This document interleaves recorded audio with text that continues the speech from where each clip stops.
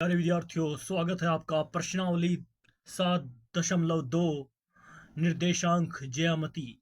प्रश्नावली में इसमें हम आज करते हैं इसका दूसरा सवाल, जिसमें कहा गया है बिंदुओं 4, -1 और -2, -3 को जोड़ने वाले रेखाखंड को सम त्रिभाजित करने वाले बिंदुओं के निर्देशांक ज्ञात कीजिए। तो प्यारे विद्यार्थियों, यहाँ पर क्या कह रहा है कि बिंदुओं को यानी 4, -1 और -2, -3 को जोड़ने वाले रेखाखंड को सम त्रिभाजित करने वाले बिंदुओं के रेखाखंड यानी एक रेखा है। तो सबसे पहले प्यारे विद्यार्थियों, हम यहाँ पर हल करने के लिए एक रेखा बना लेते हैं। इसे आप रफ काम में भी कर सकते हैं और अपने सवाल के माध्यम से भी कर सकते हैं। थोड़ा इसे समझा जाए कि इसमें क्या कहा गया है। सम त्रिभाजित कहा गया है, यानी 3 भागों में विभाजित करने की बात कही गई। तो पहला कोमा जो है हमारा पहला पॉइंट है, हम मान लेते हैं पी को, या पहला पॉइंट मान लेते हैं ए को। यह आपके ऊपर डिपेंड करेगा। तो सबसे पहला कोमा हम इसमें ए को मान लेते हैं, इसको ए पॉइंट मान लेते हैं और इसको बी पॉइंट मान लेते हैं। रेखाखंड के 2 पॉइंट हैं, क्योंकि बिंदुओं के 2 पॉइंट है। 2 बिंदुओं को यानी ये जोड़ने वाले हैं 4, -1 और -2, -3 को जोड़ने वाले रेखाखंड को सम त्रिभाजित मतलब बराबर त्रिभाजित 3 भागों में करने वाले बिंदु के निर्देशांक ज्ञात कीजिए। तो यहाँ पर कह रहा है कि यहाँ पर इस रेखाखंड को 3 भागों में डिवाइड करने के लिए बोला गया है। तो प्यारे विद्यार्थियों, हम अपने अंदाजे से इसको लाइन को 3 खंडों में विभाजित कर लेते हैं, जिससे कि तीनों का जो वैल्यू है वो बराबर आए। तो 3 खंड के रूप में हमने इसको डिवाइड कर लिया। पहला खंड ये हो गया यहाँ पे, दूसरा खंड ये हो गया यहाँ पे, और तीसरा खंड ये हो गया यहाँ पे। तो प्यारे विद्यार्थियों, बात आ जाती है यहीं पे कि इनको जो हमने बिंदु थे, तो इनको तो मतलब इसको सम त्रिभाजित करने वाले बिंदुओं के निर्देशांक दिए। तो हम वो निर्देशांक जो इनको सम त्रिभाजित कर रहे हैं उनको निर्देशांक मान लेते हैं यहाँ पे, और वो बिंदु हम P मान लेते हैं। एक P मान लेते हैं, एक Q मान लेते हैं। तो P बिंदु के निर्देशांक, वैसे तो A बिंदु के निर्देशांक तो हमारे ऑलरेडी दे रखे हैं। ये हमारे पास 4, -1 और बी के जो कोऑर्डिनेट है यानी निर्देशांक दे रखे हैं -2, -3 हमारे पास ऑलरेडी हैं। तो अब इसमें क्या समझना है प्यारे विद्यार्थियों, इसमें हमें दोनों के वो निकालने हैं। क्या निकालने हैं? बिंदुओं के निर्देशांक निकालने हैं। तो पी के निर्देशांक भी हम x, y मान लेते हैं। अगर हमें मालूम नहीं है तो x, y इसके भी मान लेते हैं, और x, q के भी मान लेते हैं। तो हमने इन दोनों के निर्देशांक मान लिए। अब प्यारे विद्यार्थियों, बात आ जाती है 3 भागों की। एक भाग ये है, दूसरा एक भाग ये है, एक भाग ये है। तो अब क्या है इनमें, तो बिंदुओं को क्या नाम है, हमें जो हमारा फॉर्मूला है, जो विभाजन सूत्र है, उससे हमें विभाजित करने के लिए इसमें एक बात तो यह सिद्ध हो रही है। यहाँ पर ये जो ए पॉइंट में है, वो तो इसमें A1 वाले पॉइंट को हम x1 मान लेते हैं, इसको इस निर्देशांक को, और इसको y1 मान लेते हैं। इस चीज़ को भी आपको समझना होगा। इसको x2 मान लेते हैं बी वाले कोऑर्डिनेट के, कोमा, और y2 मान लेते हैं। तो फिर विद्यार्थियों, अब बात आ जाती है AP की। यहाँ पर क्या बात हो रही है कि यहाँ पर जो है AP बराबर है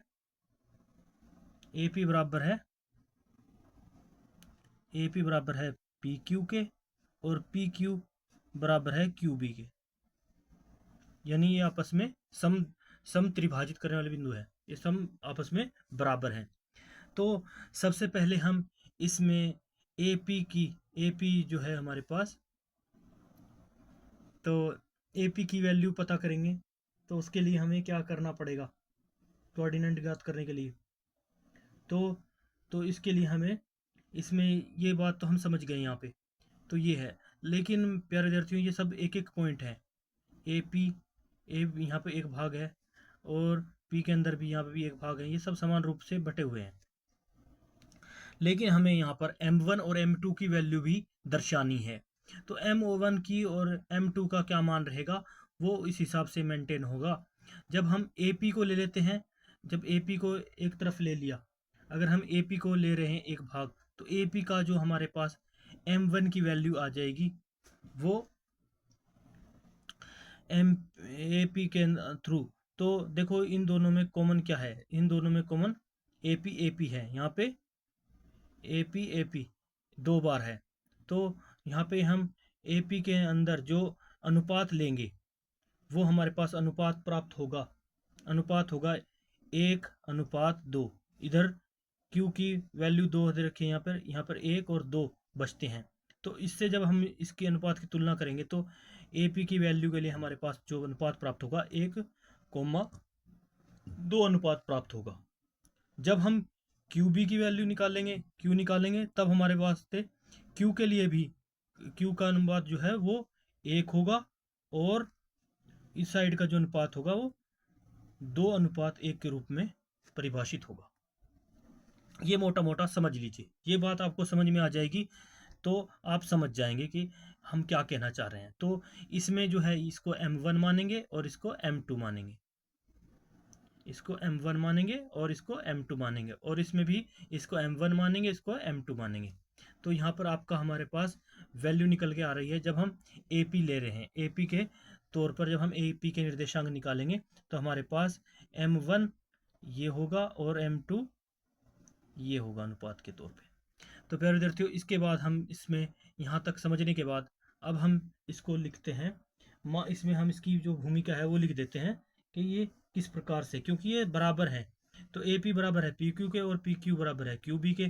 जब हम AP के निर्देशांक निकाल रहे हैं, ये X और Y, तो इधर की जो वैल्यू बचती है वो एक ये है, अगर मान लो एक ये है एक ये है, तो ये दो वैल्यू हो जाएंगी, आपस में जुड़ जाएंगी, और इस साइड की वैल्यू अनुपात इधर का एक रहेगा। तो इसलिए इसको 1:2 के तौर पे हम लिख लेते हैं। इसी प्रकार से जब इधर की वैल्यू निकालेंगे QB की, तो इस तरफ के कोऑर्डिनेट की वैल्यू जब हम निकालेंगे यहाँ की XY, तो यहाँ के जो मान होंगे वो 1+1, यानी ये 2 हो जाएंगे इधर के अनुपात M1, और यहाँ पर M2 की वैल्यू 1 होगी, और यहाँ पर M1 की वैल्यू 1 होगी यहाँ पर, और इसको यहाँ पे 2 होगी इधर की वैल्यू। तो इस तरह से प्यारे विद्यार्थियों हम इसको मैनेज करते हैं। तो उसके बाद हम बढ़ते हैं इसको हल करने की ओर, तो लिखते हैं हल।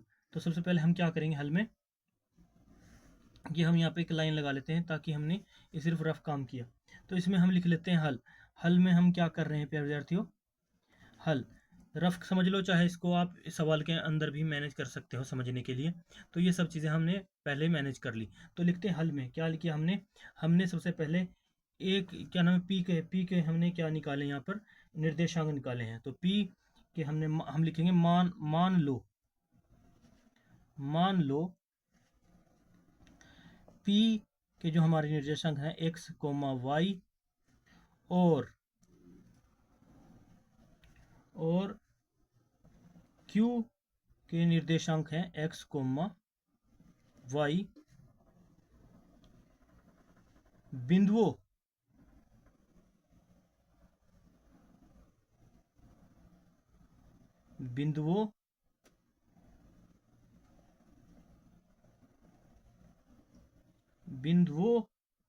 A का वैल्यू कितनी मानी हमने यहाँ पे, हमने रख रखी है 4, -1 ब्रैकेट बंद, और B की वैल्यू -2, -3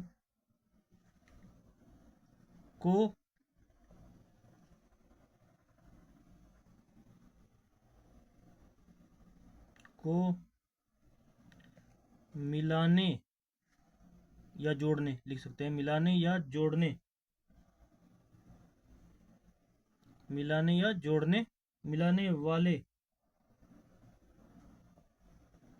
मिलाने वाले रेखा खंड को समत्रिभाजित यानी बराबर 3 भागों में बांटता है, समत्रिभाजित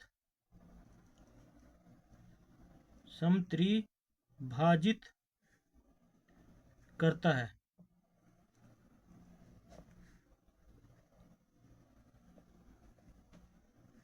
करता है, समत्रिभाजित करता है।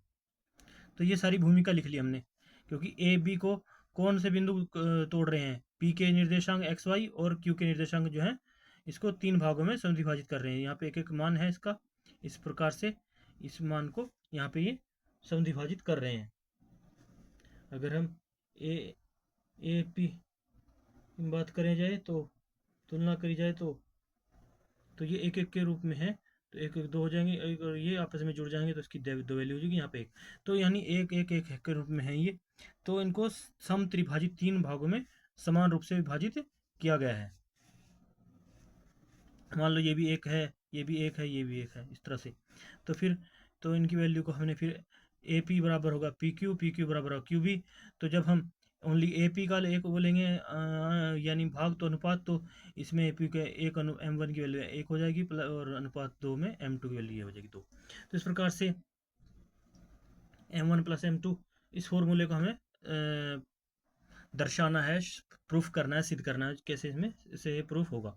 तो ये त्रैभाजित करता है। यहाँ तक हमारी इसके बारे में पूरी डिटेल हो गई जो हमने बताया है इस रेखाखंड में। तो अब क्या करते हैं प्यारे विद्यार्थियों, अतः लिखते हैं यहाँ पे। अब यहाँ जैसे बताया गया, अतः लिखेंगे, अतः पी बिंदु, जो हमारा पी बिंदु है, ये पी बिंदु ए बी रेखा को, ए बी रेखा को, ए बी रेखा को ए बी रेखा को, ये ए बी पूरी रेखा है हमारी, यहाँ से यहाँ तक पूरी ए बी रेखा है। ए बी रेखा को क्या करता है, ए बी रेखा को आंतरिक यानी अंदर की तरफ से, आंतरिक रूप से, आंतरिक आंतरिक रूप से 1:2 क्या कर रहे हैं यहाँ पे, पी जो बिंदु ए बी बिंदु जो है, पी बिंदु जो है ए बी बिंदु को 1:2, 1:2 इनको आपने जोड़ के 2 के रूप में जो है, के अनुपात में, 1:2 के अनुपात में जो है ये पी बिंदु जो है ये डिवाइड कर रहा है। तो यहाँ पे पी की वैल्यू जो हमारे पास 1 हो रही है, तो 1 हो रही है, आपस में जुड़ गए, इनकी 2 बन गई। तो इस प्रकार से 1:2 के अनुपात में विभाजित करता है, में विभाजित करता है प्यारे यार। तो आपको थोड़ा इसके बारे में पूरी एक्सप्लेनेशन सी लिखने के बाद जो ये आपने समझी है, उसके बाद इस सवाल को हम आगे सूत्र के माध्यम से हल करते चलेंगे।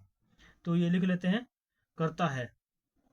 इसी प्रकार से जब हम Q के पॉइंट को सॉल्व करेंगे, तब हम Q वाला पॉइंट भी लिखेंगे। वहाँ पे Q बिंदु जो है ए बी रेखा को आंतरिक रूप से 2:1 के अनुपात में विभाजित करता है, वो भी इसी तरह से आएगा। तो उसको हम आगे लिख लेते हैं। पहले हम P के बिंदु निकालने हैं ना विभाजन विधि से, तो इसलिए हमारे पास P के निर्देशांक निकालेंगे। तो अतः P बिंदु ए बी रेखा को आंतरिक रूप से 1:2 में विभाजित करता है, तो इसलिए हमारे पास P के निर्देशांक होंगे। तो इसलिए P बिंदु के निर्देशांक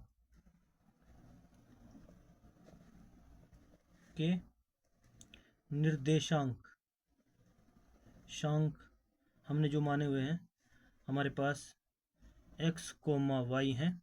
इनको निकालने का सूत्र जो है हमारा, वो कैसे प्रूफ होगा, तो वो निकालते हैं। निर्देशांक ज्ञात करने पर, तो ज्ञात करेंगे तो क्या आएगा हमारे लिए, इसके लिए हमारे पास आगे बढ़ेंगे तो हमारे पास आएगा विभाजन सूत्र से। तो बिंदु एक्स वाई यानी अर्थात विभाजन सूत्र से,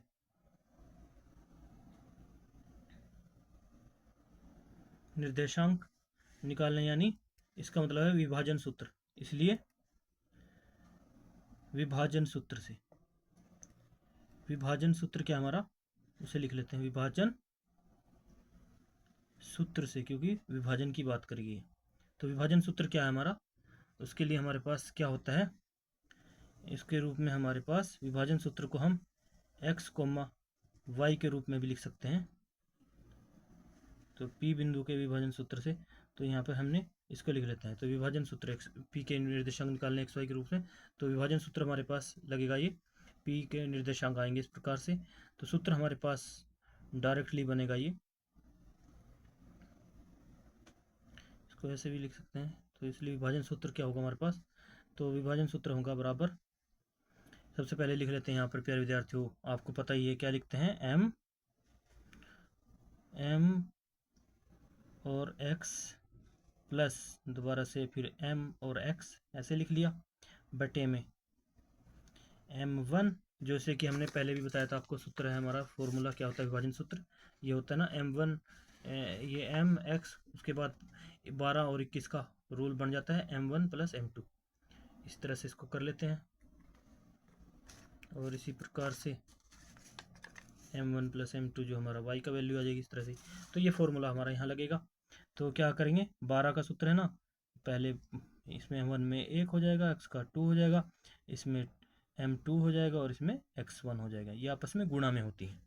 तो प्यारे विद्यार्थी पहले इसका फॉर्मूला आ गया m1 प्लस m2, इसके बाद यहाँ पर कोमा हमारा दूसरा y की वैल्यू निकालने के लिए भी इसमें क्या लिखेंगे, m लिखेंगे एक बार, फिर एक y लिखेंगे, प्लस फिर m, फिर y, और इसके बाद बटे में m1 प्लस m2। तो क्या होगा यहाँ पर भी 12 लिख देंगे एक बार, यानी एक इधर m1 की वैल्यू हो जाएगी, y की 2 आपस में गुणा में है, और यहाँ पर 21 2 1। तो इस तरह से हमारा फॉर्मूला सिद्ध हो गया। बहुत ही इजीली तरीके से, हमें ज़्यादा सिरदर्दी लेने की आवश्यकता नहीं है। पहले हम इनको आपस में ऐसे करके लिखते हैं, फिर 12 और 21 ऐसे करके लिखते हैं, फिर इनमें इनके मान रख देते हैं प्यारे विद्यार्थी। अब जैसे हमने सब निकाल लिया वैल्यू, अब क्या करना है हमारे पास, हम पी के एक्स वाई कोऑर्डिनेट निकाल रहे हैं, तो हम उनको डायरेक्टली उनके मान पुट कर देते हैं डायरेक्टली यहाँ पे। तो प्यारे विद्यार्थियों जैसे कि हमने यहाँ पे मान रखे हैं, हमारे पास क्या वैल्यू आ रही है m1 की, m1 के लिए हमने यहाँ पे जो हम जब ए पी के निर्देशांक के तौर पे जब हमने पी बिंदु को ए पी को रेखांकित रूप से माना, तो इसके लिए हमारे पास 1,2 के अनुपात 1:2 के अनुपात में विभाजित करता है। तो ये हमारे पास अनुपात आ गया, तो 1:2, इसको हम m1 और m2 के तौर पे मान लेते हैं, m1 और m2 मान लिया जैसे कि हमने यहाँ पे दर्शाया हुआ है। तो प्यारे विद्यार्थियों सबसे पहले m1 की वैल्यू लिखेंगे, m1 की वैल्यू होगी हमारे पास 1, आगे बढ़ने पर m1, उसके बाद जो ये बीच में होती है इसका मतलब होता है गुणा, डायरेक्ट इसमें संख्याओं को जो इंग्लिश वाली होती है उनके बीच हम गुणा का निशान लगाते हैं, बहुत ही कम जानते होते हैं, लेकिन डायरेक्टली जब हम अंक में लिखते हैं तब हम गुणा का निशान सीधा तौर पे लगाते हैं।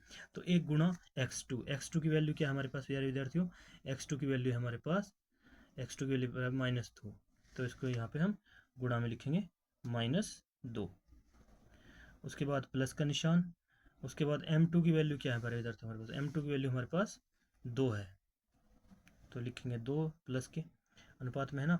इसके बाद हमारे पास x1 की वैल्यू क्या है, x1 की वैल्यू हमारे पास 4, गुणा में 4, और बटे में क्या आएगा प्यारे विद्यार्थी हमारे पास m1 क्या है 1 प्लस 2, यही आ गया ना वैल्यू। तो इस प्रकार से प्यारे विद्यार्थी हम वैल्यू पुट करते जाएंगे, यहाँ पर भी हम मान रख लेते हैं सही। यहाँ पर m1 की वैल्यू क्या है हमारे पास, m1 में हम पता ये 1 है, और गुणा में y2 की वैल्यू क्या है हमारे पास, y2 की वैल्यू है हमारे पास -3, तो लिखते हैं -3, और प्लस m2 की वैल्यू कितनी है हमारे पास 2, गुणा में y1 की वैल्यू कितनी है हमारे पास -1, तो नीचे क्या हमारे पास बटे में m1 1 प्लस 2। तो इस प्रकार से प्यारे विद्यार्थियों तो इसको सोल्व कर लेते हैं यहाँ पे हल। तो हमारे पास हल करके क्या आएगा, आगे बढ़ने पर हमारे पास प्राप्त हो रहा है यहाँ पे 3 और 1 जोड़ लिया, यहाँ पे 2 और 1 3 हो गया, यहाँ पे इनकी गुणा होंगी, ये माइनस के प्लस के हैं तो माइनस के 2 आएंगे, और ये प्लस के हैं ये माइनस के हैं तो प्लस के 4 दूनी 8, आगे बढ़ने पर और कोमा इधर -3 का है तो माइनस के 3 है गुणा होगी, और यहाँ पर 2 प्लस के माइनस के, तो फिर माइनस के बीच में रहेगा 2 2। तो इस प्रकार से 2 और 1 3 हमारे पास क्या प्राप्त हो रहा है प्यारे विद्यार्थियों, पी के निर्देशांक के तौर पर हमारे पास प्राप्त हो रहे हैं 8 में से 2 के माइनस के हैं, तो 8 प्लस के ज़्यादा हैं तो 6 ज़्यादा प्लस के आएंगे 3 और कोमा ब्रैकेट। इस प्रकार ये माइनस के 3 है माइनस के 2 हैं तो आपस में जुड़ जाएंगे -5 और बटे 3। तो क्या प्राप्त होगा प्यारे विद्यार्थियों, ये आपस में कट जाएंगे, कैंसिल हो जाएंगे, 3 दूनी 6 पे 2 पे कट जाएंगे, तो हमारे पास मान आ गया 2 -5/3 जो वैल्यू आ गई हमारे पास, किसकी वैल्यू आई है, ये हमारे पास आ गई पी के एक्स कोऑर्डिनेट वाई, यानी इन निर्देशांकों का मान आ गया, एक्स बराबर 2 है, वाई बराबर -5/3 है। तो इस प्रकार से हमारे पास पहला मान निकल गया, ये हमारा हो गया पहला आंसर। इस प्रकार से इसको हम आंसर के तौर पे लिख सकते हैं, फर्स्ट आंसर हो गया हमारा, पहला कोऑर्डिनेट आ गया, इसके हिसाब से एक्स वाई की वैल्यू हमने निकाल ली, जैसे इसमें कहा गया है कि करने वाले बिंदु के निर्देशांक को ज्ञात कीजिए। तो पहले निर्देशांक जो है पी का हमारे पास निकाल के आ गए हैं। इसके बाद रह जाती है बात दूसरे निर्देशांक की, जिसको निकालना है हमें क्यू बी के तौर पर। अभी हमने पी के निकाले हैं तो अब क्यू के निर्देशांक निकालेंगे, क्योंकि ये आपस में बराबर है। तो क्यू के निर्देशांक निकालने के लिए प्यारे विद्यार्थियों हमको क्या करना होगा, हमें क्यू के हिसाब से विभाजन सूत्र लगाना पड़ेगा। तो इसके लिए हम क्या करेंगे, अब हम लिखेंगे, अब हम चलते हैं किस हिसाब से, तो लिखेंगे अब हमारा, जैसे कि हमने यहाँ पे पी ए इसके मान निकाले थे, अब क्यू के जो वैल्यू निकालते हैं तो ये और ये वैल्यू आपस में जुड़ जाएगी, ये 2 हो जाएंगे, यहाँ पे 1 + 1 2 ये हो जाएंगे, तो क्यू की वैल्यू यहाँ पे 1 रह जाएगी, तो 2:1 आएगा क्यू के मान में। तो इसलिए हम क्या लिखेंगे, अब लिखते हैं अब क्यू बिंदु भी ए बी रेखा को, यानी यहाँ पर ये 2 अनुपात ये हो गए 1 2 2:1 में, यानी 2 जो वैल्यू होगी m1 की वैल्यू होगी 2:1 में, यानी यहाँ पे 1 और 1 2 ये हो जाएंगे, तो क्यू की वैल्यू यहाँ पर 1 बचेगी एक्स वाई के हिसाब से, तो ये साइड हो जाएंगे, ये इस साइड के। तो इस प्रकार से 2:1 के अनुपात में विभाजित करता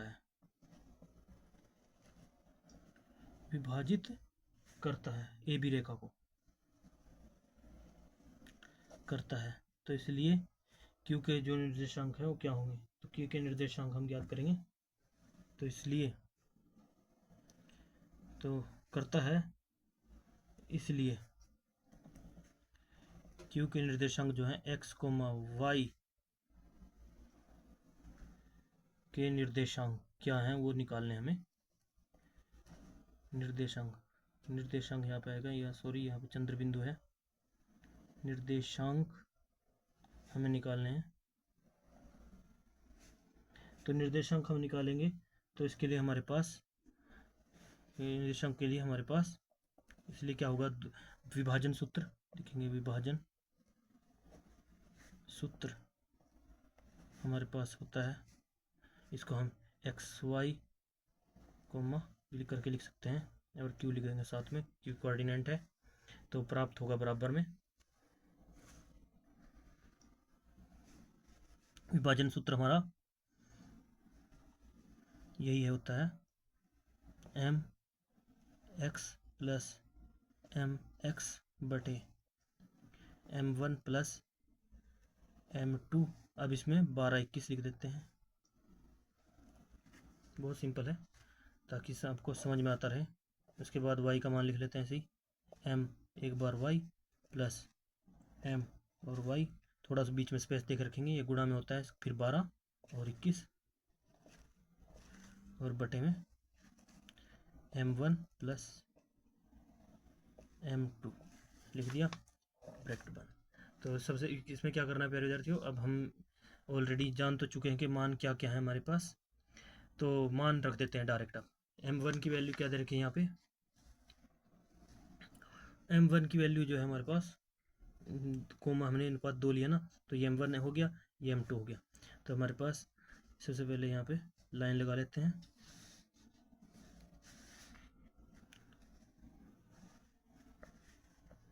और यहाँ से आगे बढ़ते जा रहे हैं हम। m1 की वैल्यू 2 और m2 की वैल्यू 1 कोमा अनुपात के अनुसार आई है।